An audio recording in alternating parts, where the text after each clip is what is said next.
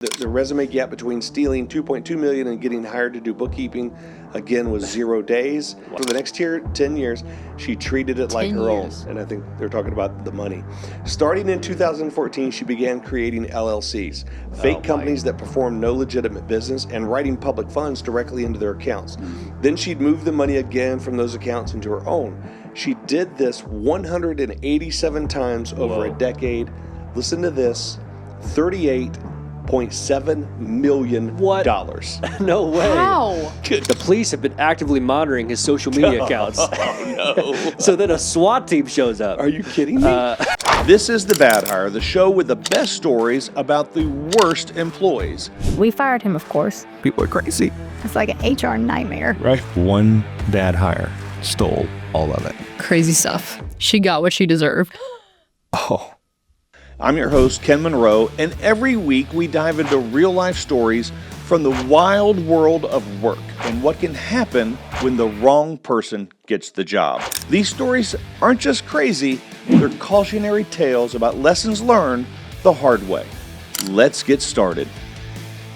Hey everyone, and welcome back to The Bad Hire, the show with the best stories about the worst employees. There you go.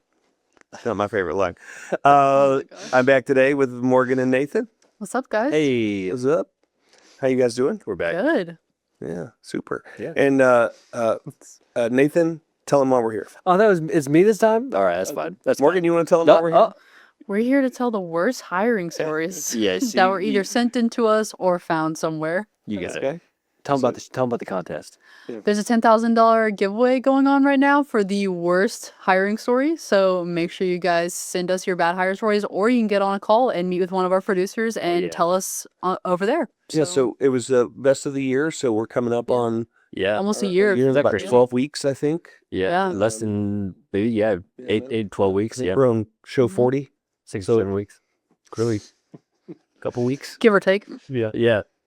It's exciting. And so yeah, it's good stuff. So hey, tune in. We've got great stories. If you're in HR, talent acquisition, recruiting, or you just hire people and you're running a business and you got to hire people, own a company, you know what we're talking about. There are just stories that are just gonna jaw dropping. Like it's hard to believe. It's either they've smoked an interview, just blown it up from the floor to the ceiling, or it's some OG burnout who just finally loses it, or first day flame out, shows up, and just so many of those great stories. And what we're trying to do is just, we want to lean into them a little bit. Hiring is hard work. Yeah. And exactly. for the HR people and the pros who do that for a living and are responsible for that, kudos, because it is hard work. And our stories essentially remind everyone that how challenging it is. If I'm hanging out at somewhere with a bunch of HR pros, talent acquisition, and we're drinking a beer, this is what it always turns to. At night at the bar, right? A podcast. It does. It turned into We a go podcast. live at the Just bar. start telling stories, and they really kind of make light of some of the really hard things they have to deal with in terms of just finding great talent. So Yeah. I love it. I love the stories. It's been fun. I'm excited about closing on the final chapter. A few handful of shows this year, and I'm looking forward to giving away $10,000. So go to thebadhire.com. Before we dive back into the chaos on The Bad Hire, this episode is brought to you by BChex. Hiring shouldn't feel like rolling the dice. Background checks should come with great tech, seamless integration, and customer service that delivers. That's BChex. Lightning fast results, unmatched accuracy, built-in fraud prevention. We help you hire the right people.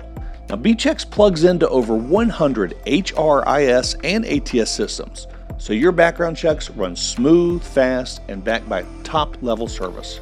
Protect your team, protect your reputation, protect your sanity. Go to BChex.io. That's BChex.io. Submit your story. That will be Win $10,000. Or submit it during this live for an extra chance to win. I'm just kidding. Yeah, we had just in the last Yeah, show. We it had comes to four two stories submitted just in the last show while we were on air. It was great. Yeah. I picked up about 40 followers in the last hour. So, Yeah. it's super cool. It's fun. So let me get going. All right. So in January 2022, New Jersey prosecutors charge a 52-year-old bookkeeper from Howe with stealing, listen to this, Oh no. $2.2 million Oh, okay. from her employer over 7 years. Unauthorized Over checks. 7 years. Yeah. Okay. Unauthorized slow checks written to herself, sometimes made out to cash, sometimes to cover personal expenses. What else would it cover? $2.2 million over 7 years. That's crazy. It's like It's maybe the- I'll buy a gift from my employer every now and then. It's the kind of charge that ends a career in finance. No, it's the kind of charge that ends your career, period. Yeah, No matter same. what. So she gets a new job in finance. Oh. Why Oh, wow. I have this story. I live this story. I know where this story's going. I live this okay. personally. Not Okay. it wasn't me. Someone I knew. Okay, good. Oh, okay. While her It's $2.2 like, what a million kid's dollar case is still pending, she's hired as a bookkeeper Wow. You think they would have caught at that? an excavating company in Shrewsbury, New Jersey. Clearly, she's going to have legal expense, a lot of pressure for money, I'm sure. Yeah. The new employer has no idea about the charges, How do they no not idea know? about the check scheme, no idea about the $2.2 million. From November 2021 through January 2022, roughly 3 months overlapping directly with the period her first case is being processed, she allegedly writes multiple forged checks at the new company as well. This time, investigators pieced it all together. It's going to be an additional $67,000. Oh my Dollars. How gosh. many? 67,000. The new company goes back. The new company goes back through its financial records after being contacted by investigators, and they find a series of forged checks that nobody had noticed.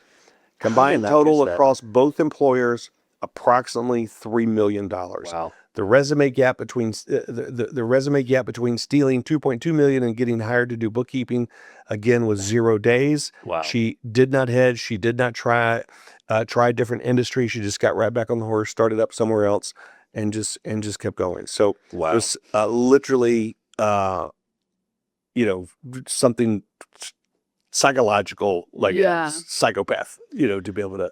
I also to feel do like that. we see so many stories about bookkeepers to the point where I'm like, I don't Yeah. even know if I want a bookkeeper. Like because It's- you're so out they're of cooking the like books. touch with what's going on, and then you don't want to have to go back over the bookkeeper. Bookkeepers put more companies out of business Yeah. than you would ever make. That is insane. The local not YMCA, but the Boy Scouts of America here in North Carolina years ago, had someone steal from them. Really? Right? A lady stole $400,000. Ended up being she stole like a major portion of their annual budget. That's insane. No way. And she was a little bit older. She got a young boyfriend who figured out she had access to cash and started asking for gifts. And she ended up buying him all types Mark of gifts, is really including laughing a at Har- that one. Mark is what? including a Harley Davidson. Wow. And until she ran out of money, until she got caught, he left her. Man, that's crazy. And Moral of the story is don't hire bookkeepers. Don't Don't be date an older. don't hire a woman with a younger boyfriend. Don't be a I'm just bookkeeper. kidding. I don't think that's true. I'm but she just joking. Disclaimer. Yeah. That's insane. It's- I guess they just have access to all that money. Yeah. And I guess sometimes they're almost, I feel like this happens when they're kind of out on an island and it's like, hey, you go over here and do this job. And then they're like, okay, I'll Yeah. do it. And let me just cut myself a couple checks along the way. Nobody will notice. Yeah. And that's how it There's- seems like it happens. There's 3 prongs to fraud. Just like twice I've talked to you about fraud today. yeah. I used to study Fraud. used to study fraud a bit. So, but there's three prongs to fraud, but 2 of them are access and entitlement. Yeah. And the the amount of fraud committed by women over 50 is stunning in terms of the percentage total fraud. What's the third prong? I can't remember. Oh, I feel there's like a Family Guy parody of like how older women get a rush from stealing, and like it's like they say it's like a bored housewife thing where you start like doing petty theft because it gives you a rush or whatever. Oh, jeez, I can't imagine that. Like I feel like the statistic holds up though. Like it is like a very common thing for Yeah. older women to. Well, Yeah, I think that's a lot. I think a lot of Steal. times it ends up to like a pressure need. yeah. Some type of external influence of like I have to have this or something like that. But Yeah, or even like how she kept doing it because Yeah. she needed to like pay for her other costs for the first time that she did it. So it's like, yeah, if Her she boyfriend sold kept $2.2 million, demanding more she had to go right back to stealing $67,000. Yeah. it means the $2.2 million was gone. Yeah. You know, she had raised her spending to the level she was living check to check on stolen money. Boyfriend raised the spending level. I need more. So all right, so here we go. Sorry? So I need another Harley. Santa Cruz County, Arizona. They elect a new county treasurer. Oh, this is starting out wrong, right? In 2012, her name is Elizabeth Gutfar. She runs unopposed, wins the position, takes office, all that. One detail is worth noting: she had no background in finance or accounting. Okay, that sounds like a nepo hire. sounds like local government. Yeah, It's nepotism. none. But she ran. But she ran, and nobody ran against her. Yeah. So That's sus. here she go. The voters of Santa Cruz County handed her control of the county's money. Wow. No background in finance, not accounting, runs unopposed. Why not? I wonder if there's any For the next background 10 check. years, It's a she mafia treated situation. for the next 10 years, she treated it like 10 her own. years. And I think they're talking about the money. Starting in 2014, she began creating LLCs, fake companies that perform no legitimate business, and writing public funds directly into their accounts. Then she'd move the money again from those accounts into her own. She did this 187 times over a decade. Listen to this, $38.7 million. What?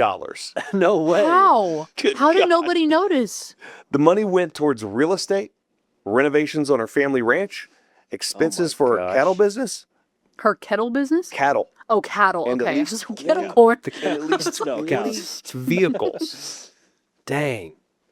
That's crazy She fraud. had 20 vehicles. It's like 2 cars a year for 10 years. To make sure nobody noticed, she falsified the county's treasury reports, reconciliation records, and investment account statements. It's a lot of work. That's a lot of work to A lot cover all of that cover up. up right there. And to get around the 2-step approval process required for wire transfers, she got around that. The safeguard that was supposed to prevent this from happening.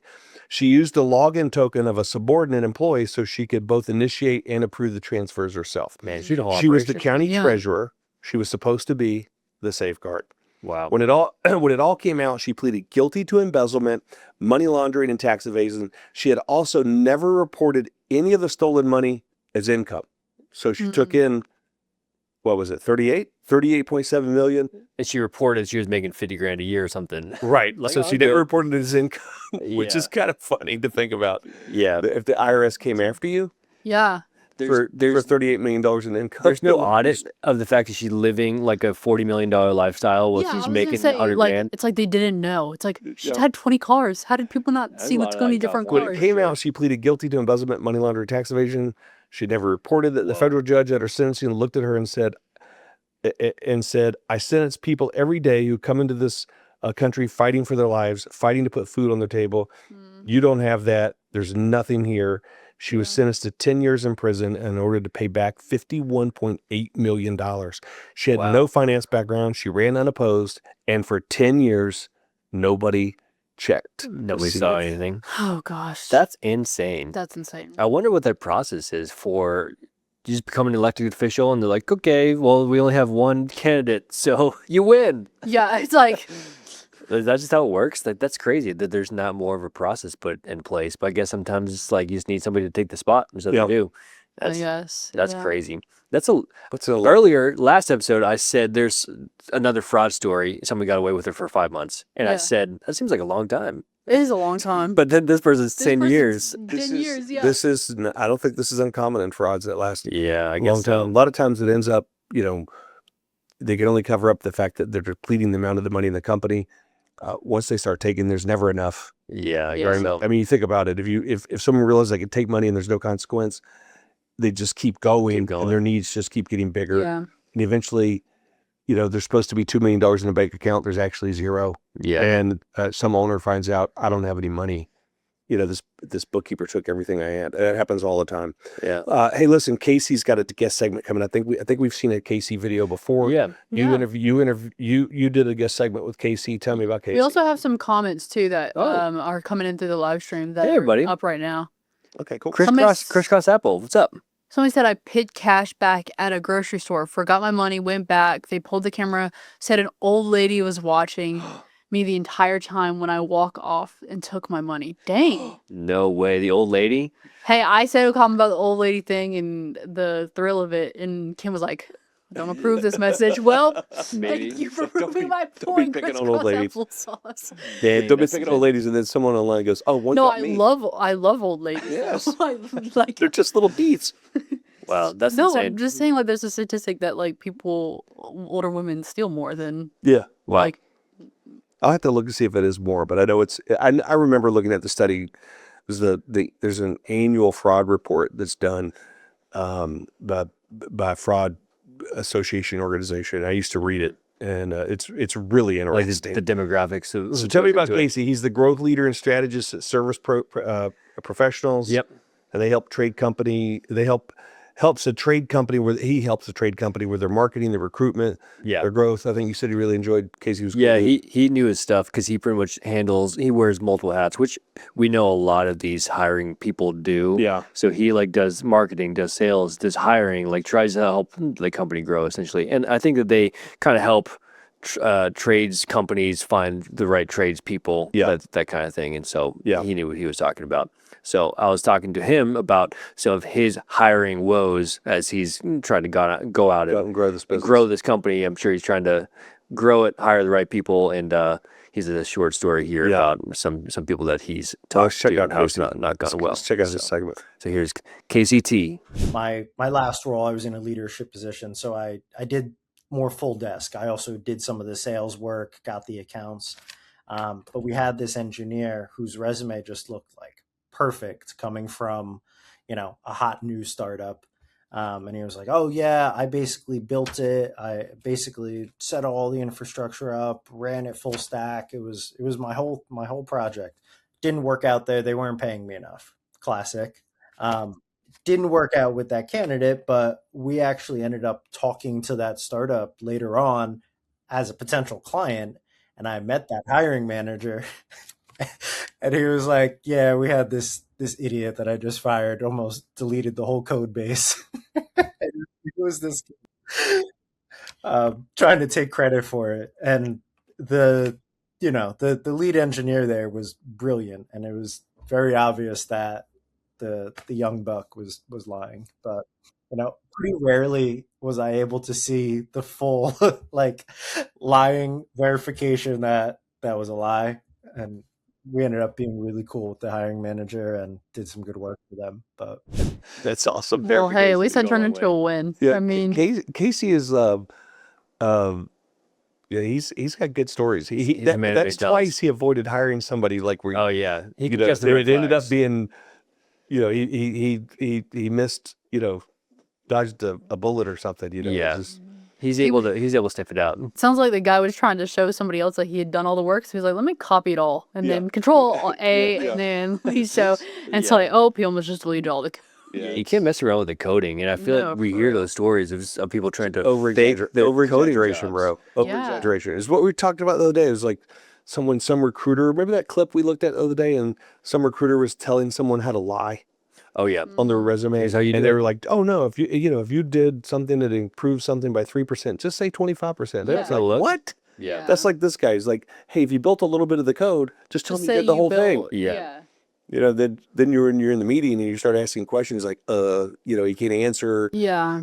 you know, and It's hard. Maybe Casey's got some sixth sense about these guys that are, spinning yarns. So I mean, I understand how it is. People are out there and they're trying to find the right strong bullet points to put onto their resumes, and they're trying to say, "I did this and I did that," because they want to be hired. And it's tempting just to be like, "Oh, and I grew the company by million, billion, trillion," when really like they actually just picked the font.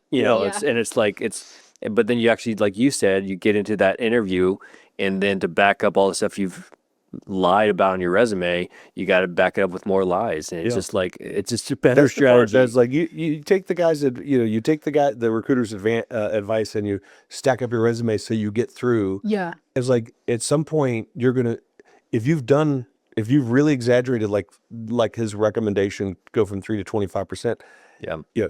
A guy like me is gonna look at that and go, "Bro, that's super cool, man. Tell me how you did that." How'd you do They're that? like, "Oh, I here's the Then I would code." be like, Here's all of it. Just look at it. right. Yeah, I'd have rather heard the story of like how you grew at 3%, how hard it was. Yeah. It was really challenging. It was difficult, and what problems you faced and what you learned from it.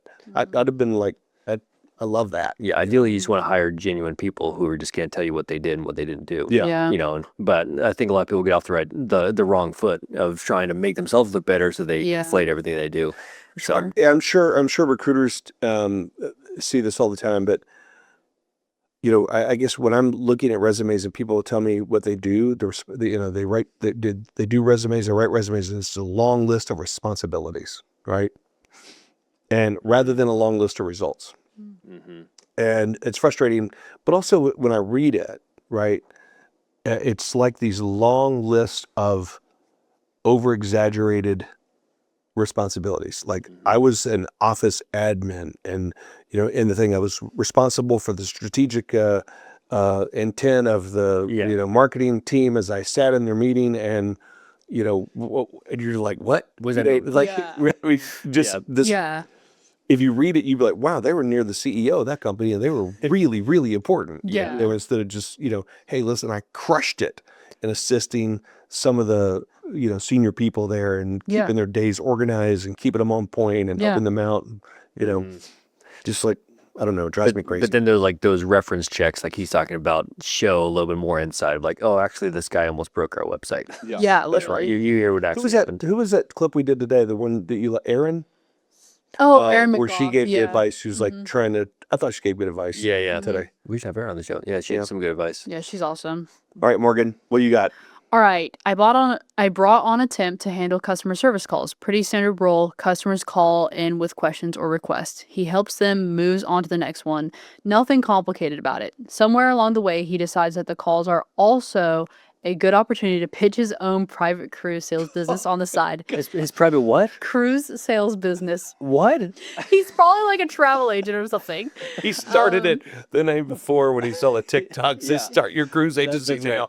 I like cruises. Filled out a form. Yeah. Customers who are also calling in to ask about the receipts for purchases they've already made are being directed into leads for his personal cruise operation on my time, on my phones, to customers who called him for something completely unrelated. He had apparently decided that a steady stream of inbound calls was too good of an opportunity to waste on just one job. This guy's initiative. Yeah. I love his initiative. He did not last long, and as far as I know, he did not book many cruises. What the owner should do here is Well, dang just it, turn dude. this into, hey, I love it. Let's turn it into a rev share opportunity. Yeah. If you give me 20% of what you make, you know, you could. Have you been on any of those customer service calls now? Some of the large companies at the end of the call, like, hey, we got a special offer if you want to listen. Yeah, please stay on. And you know, suddenly you called in for support on your tablet, and next thing you know, you're getting pitched a That's right. vacation. Yeah.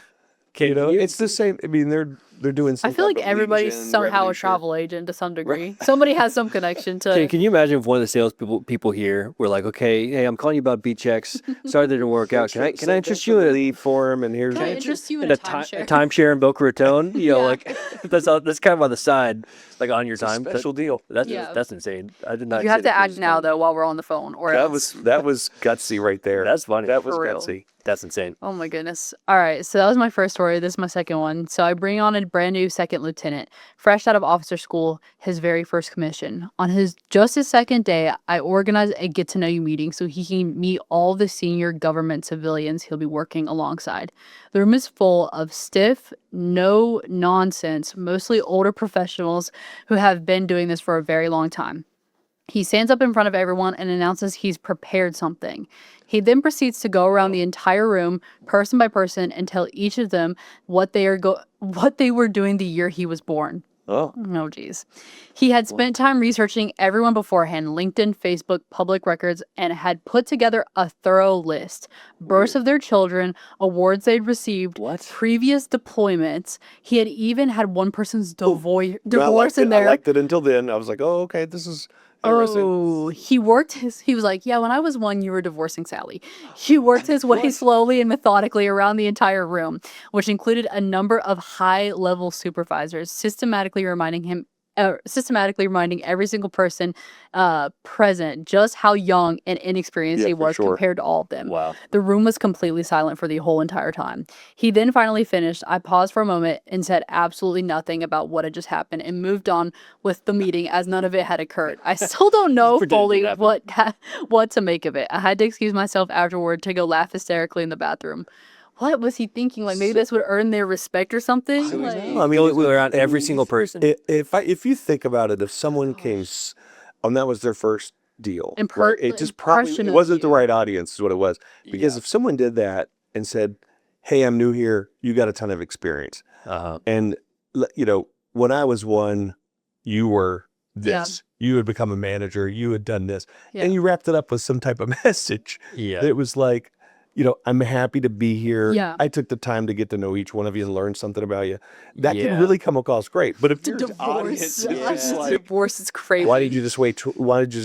Waste 25 minutes of our time? Yeah, a big presentation. Yeah. It just seemed like it landed wrong. He did it Yeah. wrong. If you went around and you're like, hey, no, I think it's weird either way. I think if you go and you meet people and you ask them, tell me about your life, and you remember details, that's a good, nice thing. That's just if you're like, hey, I looked you up on Facebook in 2008, Yeah. you were going to the prom. Like, that's just weird. So weird. You could come across like you're stalking. trying to make somebody look old. Yeah. Or that you're young. you're just Young and Yeah, inexperienced. that was, I don't know. This gave me a great good idea though. I For our gotta next say- company meeting. That's a good idea.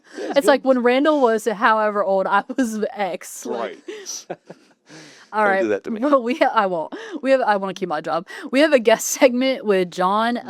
John was a keynote speaker for over 25 years, and he has helped executives and entrepreneurs scale their company fast by utilizing time-tested, scientifically proven systems. Cool. And I think the company he owns is called The Talent Genius. So, Okay. yeah. So John helps executives on scale their companies.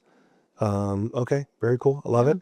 And young entrepreneurs too. That's really he's cool. on. You could find him at the Talent Genius on LinkedIn. Cool.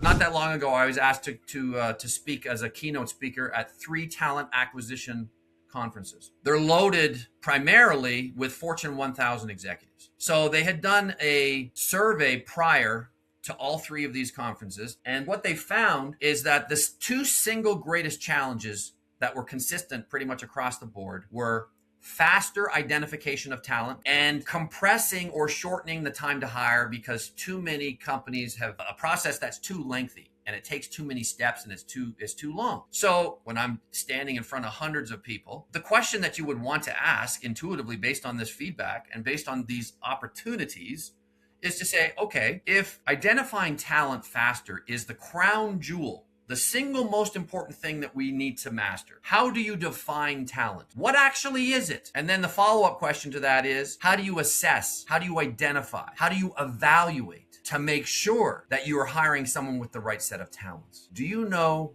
that not one executive knew the right answer? Wow. Oh, that's crazy. That's a great point. That's interesting. That reminds me of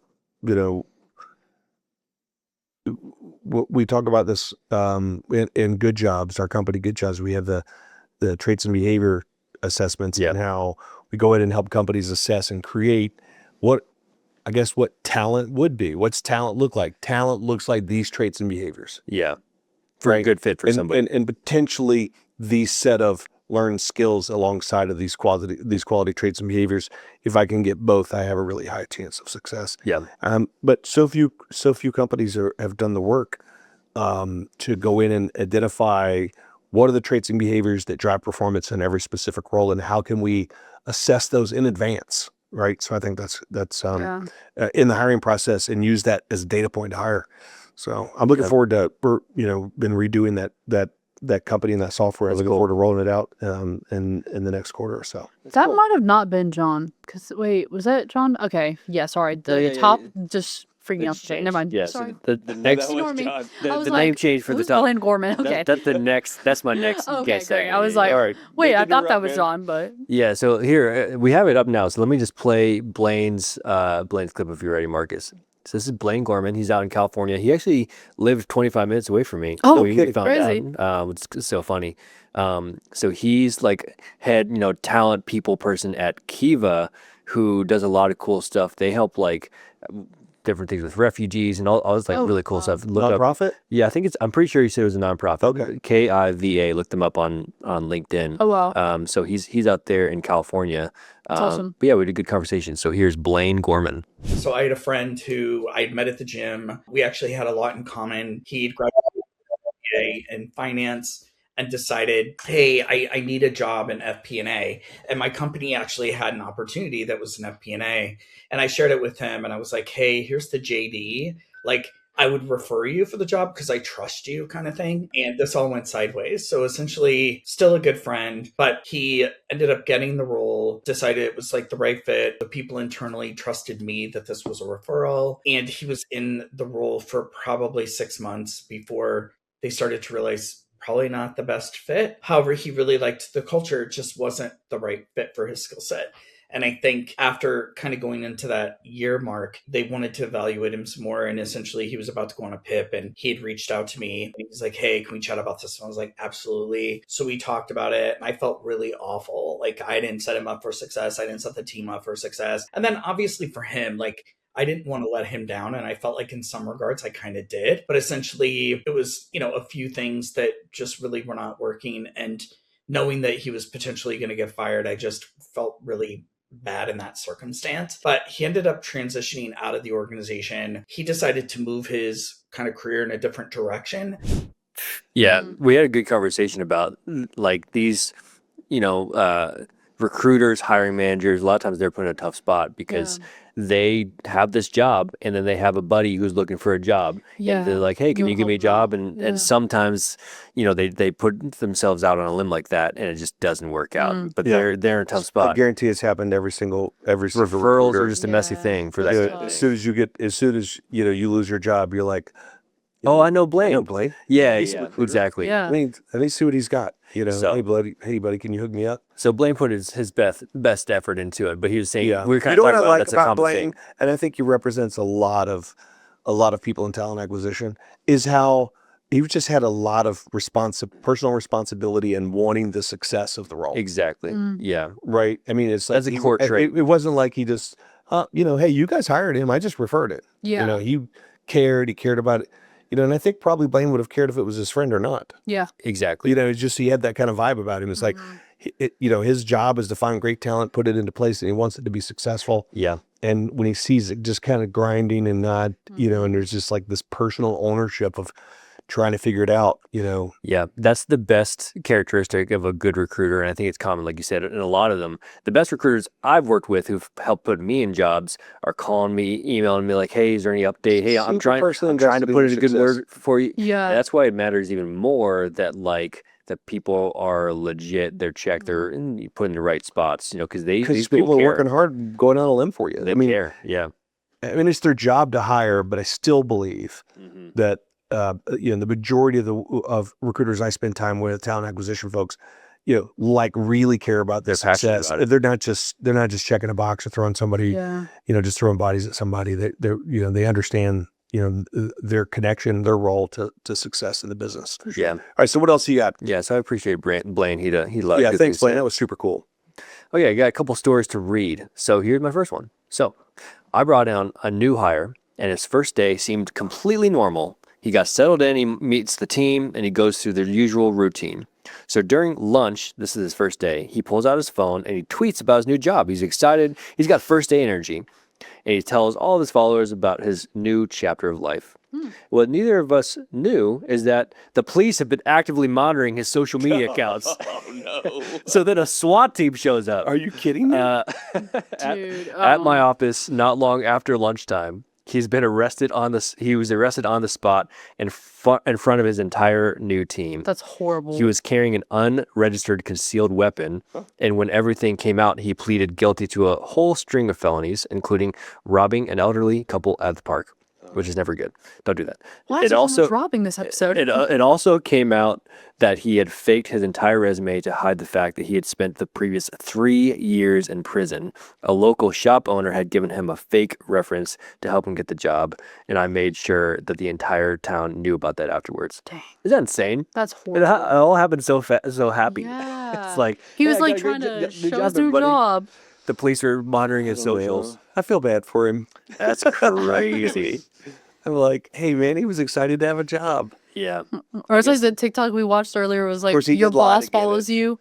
or whatever. Wait, which one? It's like the TikTok we watch where it's like your boss follows you and you're trying to post things to Yeah, impress him. yeah. He was like, first day of work, and then it's like the police were like, no. There he is. Yeah. He's at the office. There Let's go he is. get Let's him. go get him. Yeah, that's insane. And I wonder if he knew he was being monitored by the police. Maybe not. I guess Probably not. because he just kind of walked right into that one. But that's insane. They say never post your location. You got another one? Don't do that. I got one more. Okay, so here's another one. I bring on a new hire, and he shows up a full hour early on his first day, There we go. which I take as a good sign. A colleague mentions pretty quickly that something seems a little bit off. He's visibly nervous, which is normal, and he appears to be trying to hide something underneath his keyboard. So the two of us decide to take him into a room to welcome him properly, do some introductions, get things started, all out on a good note. So he walks in with us, and without making eye contact, without a single word, he reaches into his pocket and he hands us an envelope, and then he bolts. So out of the room, straight through the office, out of the building. He's gone. So we open the envelope, and it's a resignation letter. His working day was contractually set to begin at 9 a.m. He had shown up at 8, apparently spent an hour working up the nerve, and by the time we processed what had just happened, he was already gone. So his total employment was negative 36 minutes. And whatever he was running from, it wasn't the job, because technically the job had not even started yet. Listen, I'm gonna avoid it, but this is some next level. Well, he showed up. No, he did. But No, he did. He showed up. Negative 36 and he was minutes. gonna- he could have just no-showed. Yeah, like Yeah, we appreciate that, I mean, right? I would Yeah. appreciate the fact that he showed up day one and handed a written resignation over Yeah. to somebody, you know? oh, poor guy. I feel bad for Is him. that weird? That like I guess he's just so nervous that he just like, here's my letter and get out of here. He just goes. Yeah. This is the same person who would definitely struggle to break up with their girlfriend. Yeah, here's a letter. 5 years in, it's like I can't do it. Yeah, I can't do it. that's a very unique story. I thought that was crazy. Yeah, that is a What an interesting story. that is. It's not even a first hour resignation. Yeah, It's a Yeah. pre-hire They- resignation. so he got there early and then quit like within Before- a few minutes of his before job started. before his official day started. Yeah, so he's a nice guy, but It's wild. was not the job for him. Yeah. But- Something just wasn't sitting right with him either. Well, I had fun today. It was good. Yeah. Yeah, we had some good stories. Blaine was good. Who else? Did we do another one today? John. Casey and Yes. Casey. Oh, we did Casey. Yeah. Yeah, we had a whole bunch of guests. So thanks Yeah. for sending in your stories and for coming on. I the love guest- listening to guest those stories. I love segments. listening to people tell their own stories. You know, Yeah. just because it just feels so real. Even when they send them in to us, I mean, I love reading them. But when you see See their somebody face, tell a yeah. story, Yeah, you know, they lived it. and they, Yeah. you can see they're just like they tell them like this is. I mean, this is the world This we is live in. insane. This is it. This is what it's like. Yeah. Yeah, You know, It's been I fun. don't know. I love that. So, but listen, thanks for joining us today on the podcast, and for listening to the Bad Hire. We enjoy doing it. We did a little extra stories this week. We're adding a few stories to the show to extend the show a little bit. Yeah. Heard somebody commented not long ago on the that we should add more stories Yeah. to, So to, this to for a you. show. Yeah. So yeah, we're doing Hopefully that. this is And better. we're doing that also because we will increase the level of content that we're doing on some of our short form stuff. yeah. And so we're excited about that. But listen, subscribe to us on YouTube, Like on comment, subscribe. Instagram, on wherever you follow us, wherever you watch us, TikTok. Subscribe to us, follow us, rate us, whatever it is, write a review, and share us with somebody, repost something for us. We'd love for our stories to get told. Yeah. And we'd love for you to be a part of the story, part of telling the stories and be on the show. And if you do, you get a chance to win $10,000. We'll give Yeah. it away at the end of our first year. And so, yeah, that'd be kind of cool. Yeah, For sure. fun. Yeah. So go to thebadhire.com to do that. All right. And your story could be featured like you saw some of the guys today. But until then, until next time, thanks for listening. Appreciate you guys. You guys. Thanks, everybody. Thanks. Bye.